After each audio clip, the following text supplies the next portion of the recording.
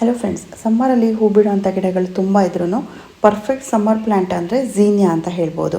ಯಾಕೆ ಅಂದರೆ ಇದು ಟೆಂಪ್ರೇಚರ್ ಜಾಸ್ತಿ ಇದ್ರೂ ಇದರಲ್ಲಿ ಹೂ ಚೆನ್ನಾಗಿ ಬರುತ್ತೆ.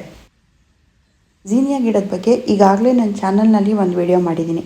ಆದರೆ ಇದು ಮಿನಿಯೇಚರ್ ಝೀನಿಯಾ ಅಂತ, ಇದನ್ನು ಝಹರಾ ಝೀನಿಯಾ ಅಂತಲೂ ಕರೀತಾರೆ. ಝೀನಿಯಾ ಗಿಡನ ಹೆಚ್ಚಾಗಿ ಸೀಡ್ಸಿಂದ ಬೆಳೀತಾರೆ.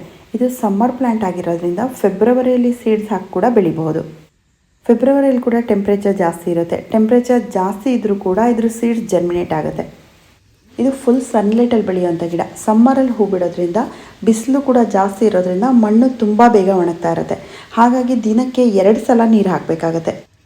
ಮಣ್ಣು ತುಂಬ ಒಣಗೋವರೆಗೆ ಬಿಡಬಾರ್ದು. ನೀರು ಕಡಿಮೆ ಆದಾಗ ಎಲೆಗಳು ಬಾಡಿದಾಗುತ್ತೆ, ಹೂ ಕೂಡ ಬಾಡಿದಾಗುತ್ತೆ.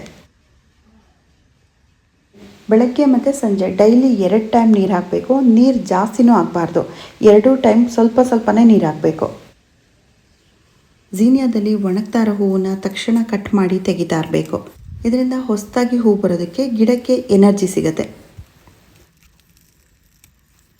ಕಂಟಿನ್ಯೂಸ್ ಆಗಿ ಹೂ ಬರ್ತಾ ಇರಬೇಕು ಅಂತಂದರೆ ಡೆಡ್ ಹೆಡಿಂಗ್ ಮಾಡಲೇಬೇಕು. ಒಣಗಿರೋ ಹೂವನ್ನು ಕಟ್ ಮಾಡಿ ತೆಗಿತಾ ಇದ್ದರೆ ಅವಾಗ ಮಾತ್ರ ಕಂಟಿನ್ಯೂಸ್ ಆಗಿ ಹೂ ಬರ್ತಾ ಇರುತ್ತೆ. ಒಣಗಿರೋ ಹೂವನ್ನು ಹಾಗೆ ಬಿಟ್ಟಾಗ ಅದ್ರ ಪಕ್ಕದಲ್ಲಿರೋ ಹೂ ಕೂಡ ಡಲ್ ಆಗ್ತಾ ಇರುತ್ತೆ. ಆ ಹೂವನ್ನು ಕಟ್ ಮಾಡಿ ತೆಗೆದಾಗ ಆವಾಗ ನೋಡಿ ಪಕ್ಕದಲ್ಲಿರೋ ಹೂವು ಎಷ್ಟು ಫ್ರೆಶ್ ಆಗುತ್ತೆ ಅಂತ.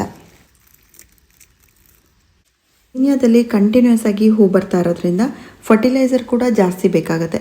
20 ದಿನಕ್ಕೊಂದ್ಸಲ ಯಾವುದೇ ಆರ್ಗ್ಯಾನಿಕ್ ಗೊಬ್ಬರನ ನೀವು ಲಿಕ್ವಿಡ್ ಮಾಡಿಬಿಟ್ಟು ಕೊಡ್ತಾ ಇರಬೇಕಾಗತ್ತೆ. ಫರ್ಟಿಲೈಸರ್ ತುಂಬ ಜಾಸ್ತಿನೂ ಕೊಡಬಾರ್ದು. ಓವರ್ ಫರ್ಟಿಲೈಸರ್ ಆದರೆ ಗಿಡ ಪೂರ್ತಿ ಎಲ್ಲೋ ಆಗುತ್ತೆ. ಈ ಝೀನಿಯಾ ಗಿಡನ ಹ್ಯಾಂಗಿಂಗ್ ಬ್ಯಾಸ್ಕೆಟಲ್ಲಿ ಬೆಳೆದ್ರೂ ನೋಡೋಕೆ ತುಂಬ ಚೆನ್ನಾಗಿ ಕಾಣಿಸುತ್ತೆ. ಇದ್ರ ಎಲೆಗಳು ಕರ್ಲ್ ಏನಾದರೂ ಆಗ್ತಾಯಿದ್ರೆ ನೀವು ತಕ್ಷಣ ಅದನ್ನು ಆ ಎಲೆನ ಕಟ್ ಮಾಡಿಬಿಟ್ಟು ತೆಗಿಬೇಕು. ಇದು ವೈರಸ್ಸಿಂದ ಆಗಿರುತ್ತೆ, ತುಂಬ ಬೇಗ ಬೇರೆ ಎಲೆಗಳಿಗೂ ಸ್ಪ್ರೆಡ್ ಆಗುತ್ತೆ. ಈ ಗಿಡಕ್ಕೆ ಹುಳುಗಳು ಬರೋದು ತುಂಬ ಕಡಿಮೆ.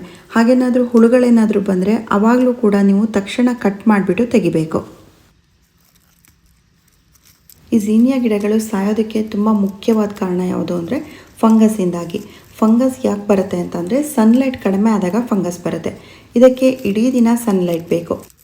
ಸನ್ಲೈಟ್ ಕಡಿಮೆ ಆಗಿ ನೀರು ಜಾಸ್ತಿ ಆದಾಗ ಈ ಗಿಡಕ್ಕೆ ಫಂಗಸ್ ಬರುತ್ತೆ.